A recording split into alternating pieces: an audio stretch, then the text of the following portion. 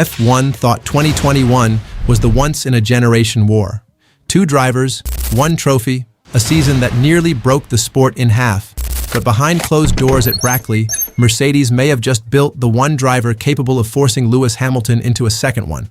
Not by accident, by design. Look at this brake trace. Same corner, same shape, same late sharp release into rotation. One of these lines is Lewis Hamilton. The other is a 19-year-old who wasn't even racing in Formula One when Hamilton set this benchmark.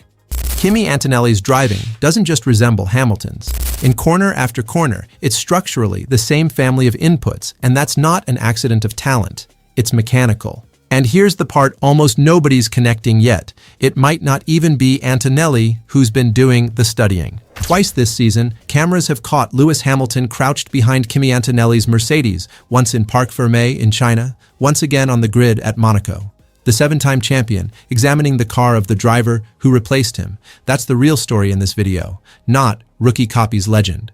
Something closer to 2 drivers converging on the same solution from opposite directions, one from 19 years of instinct, one from a car that happens to reward exactly that instinct. By the end of this video, you'll know the specific mechanical reason their driving looks alike, why the 2026 regulations just made that trait a genuine advantage, and where this points if these two ever fight for a position that actually matters. Let's define the actual technique, because he drives like Hamilton isn't an explanation, it's a headline. Here's the mechanism.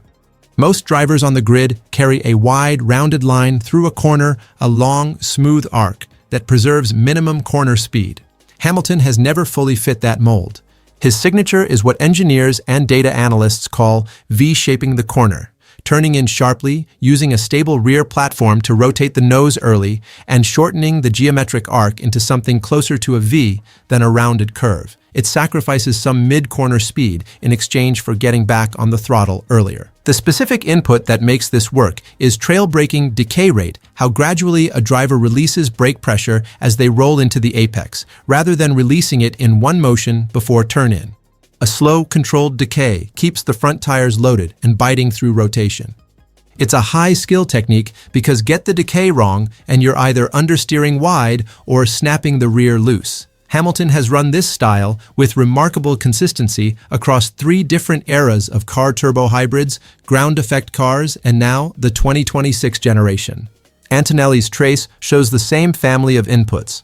At Spa specifically, in Turn 1 and the final chicane, Antonelli deliberately shortens the entry before delivering a sharp, rapid steering input textbook V-shaping, not a generic aggressive style.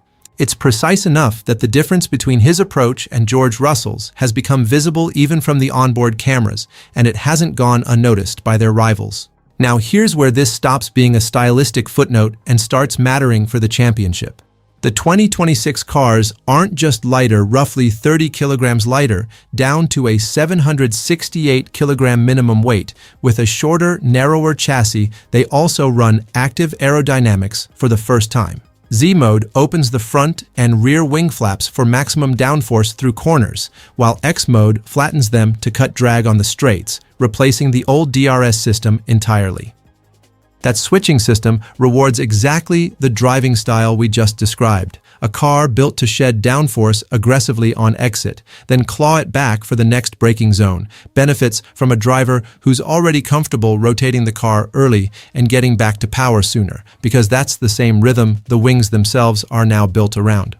Multiple analysts have pointed out that Antonelli's more aggressive style seems genuinely well-suited to what the 2026 cars need, in a way that Russell's traditionally smoother, more progressive steering inputs, which worked exceptionally well under the old ground effect regulations, currently aren't. To be clear about what this is and isn't, there's no confirmed report of Antonelli specifically studying Hamilton's onboard footage frame by frame. That angle doesn't hold up under a sourcing check, and we're not going to pretend otherwise. What holds up is the mechanical overlap itself, and the fact that Hamilton, the driver whose style this most resembles, has twice now been photographed physically inspecting the car that's outperforming his own this season. Director's note, identity statement, beat, deliver with confidence. That's the level of detail we go looking for on this channel, not who's copying who as a headline, the actual mechanical case, checked against what's real. even when the tidier story doesn't survive contact with the sourcing. Quick pause before the numbers, because Antonelli's actual record this season is more extreme than most coverage is giving it credit for. This channel exists for exactly the breakdown you just watched, the mechanical why, checked against the data, not just the narrative that sounds best. Braking inputs, aero regulations, the stuff that explains what's coming before it happens. If that's the kind of F1 coverage you want in your feed every week, hit that hype button below. It's the fastest way to not miss the next one, and it genuinely helps this channel reach more people who'd rather understand the sport than just react to it. Now the record. Because it's bigger than Fast Rookie. Let's get the actual numbers on the table, because they're stronger than one of the youngest winners in history gives credit for. When Antonelli won in China at 19 years old, he became the second youngest winner in F1 history, with only Max Verstappen younger at the time of his first win. Verstappen's teenage win was a single race. Antonelli then won again in Japan and kept winning. China, Japan, Miami, Canada, then Monaco, 5 consecutive victories, a run that extended his championship lead to 66 points at the time over the field. That's not a hot streak. That's a sustained run with no comparable teenage precedent in the sport's history. Here's the beat almost nobody built a segment around. With that Japanese Grand Prix win, Antonelli became the youngest championship leader in Formula One history, breaking a record that had stood since 2007. The driver he broke it from was Lewis Hamilton, at 22 years old in his own rookie season. Sit with that for a second.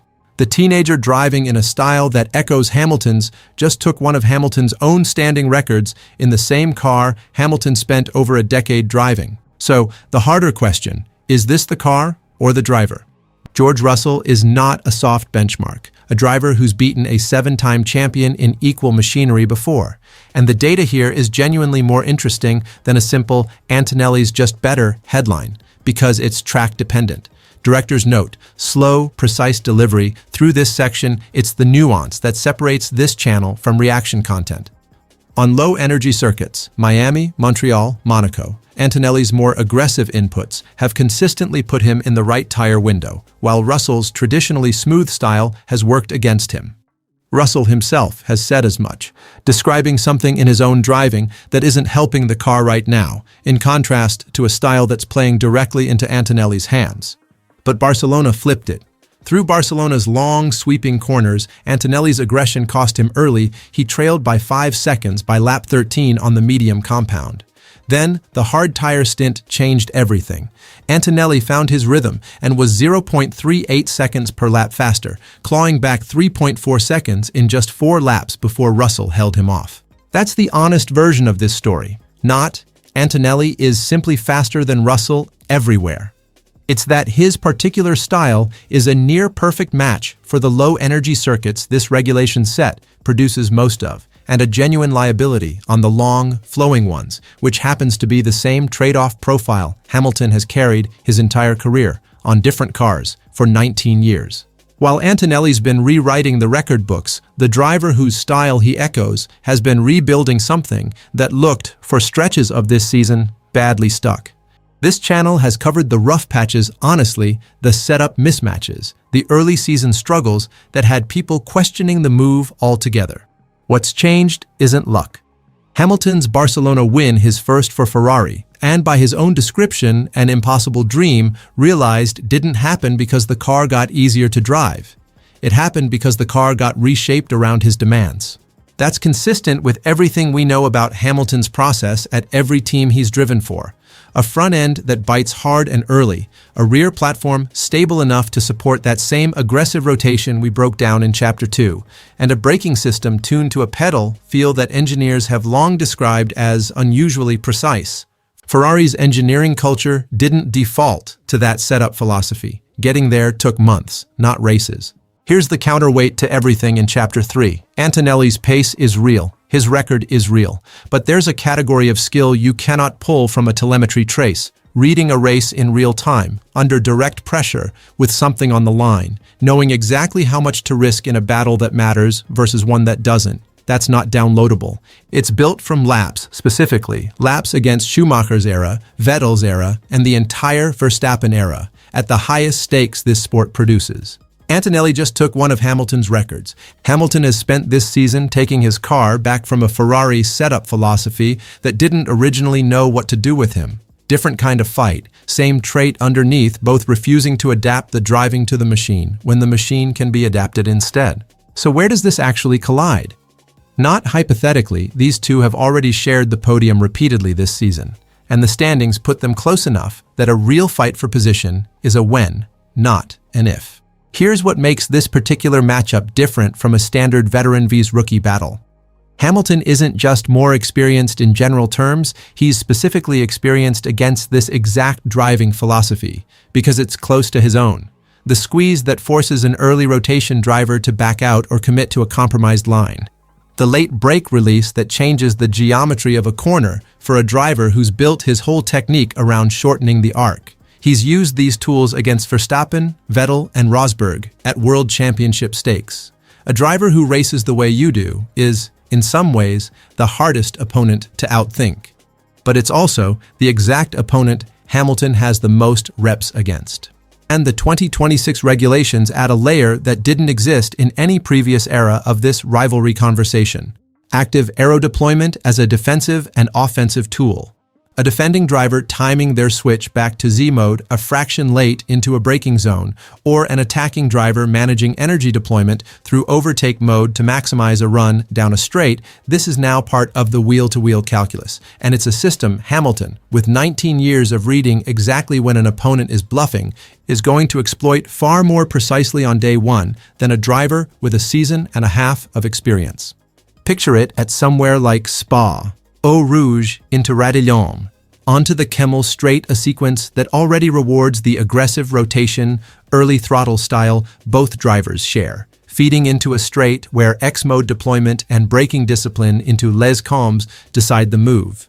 Hamilton, defending on older tires with 2 decades of knowing exactly when a move is real and when it's a trap. Antonelli, with a genuine tire management edge on low-energy sections, but without the 2 decades of pattern recognition, the difference we saw play out, in miniature, across his Barcelona stint reversal in Chapter 3. That's not manufactured drama. That's the actual shape of the matchup, sitting in the data, waiting for the right circuit and the right lap. So the honest verdict, not the safe one. Antonelli currently leads the championship by 50 points over Hamilton, with Russell a further 9 points back in third. That's not a photo finish. 50 points heading into the summer break, with more than half the season still to run, is a real but not insurmountable gap for a driver of Hamilton's caliber, and it's Hamilton, not Russell, who's actually the closest challenger right now, despite most of the preseason conversation assuming it would be the other way around. The mechanical case in this video is real, the V-shaping, the trail-breaking overlap, the way the 2026 regulations reward it. That's not manufactured hype, it's sitting in the telemetry if you go looking. But mechanics aren't the same as the specific memory of every way a championship can slip away, which is the one asset a rookie season simply cannot manufacture, no matter how good the car or the instincts underneath it. What we're actually watching isn't a title fight yet. It's the foundation of 1-2 drivers who arrived at the same mechanical solution from opposite directions, currently separated by 19 years of experience and 50 championship points, both of which are the kind of gaps that close faster than people expect once 2 cars are actually racing each other for something real. So, here's the actual question for the comments. Does Hamilton close that 50-point gap by season's end, or does this become a story about which driver Antonelli has to beat next year? If you want the breakdown that checks the numbers before it tells the story, that's what F1 Today does every week. Hit that hype button, and we'll see you in the next one. Here's where I'll actually put a stake in the ground, because hedging through the whole verdict defeats the point of doing one. 50 points is a big number to wave away, but it's not the number that worries me if I'm Mercedes. What worries me is how Hamilton is closing distance in the moments that matter, not across a full season yet, but in isolated laps, in the exact corners where his style and Antonelli's overlap. When 2 drivers are running the same mechanical playbook, the gap between them stops being about raw pace and starts being about who executes that playbook under pressure without a mistake. That's the metric that actually predicts a title fight, not points totals in August. And on that metric, Hamilton has spent 19 years building a margin that a rookie season, even an historic one, hasn't had time to erase yet. That doesn't mean this year ends the way people are assuming. It might not even need to. If Antonelli's 5-race streak proved anything, it's that this driver doesn't need a full season to make a statement. He needs about 6 weeks. So if you're expecting this to quietly fade into great rookie year, see you next season, I wouldn't bet on quiet. The version of this rivalry that actually matters might not be Hamilton clawing back 50 points by December.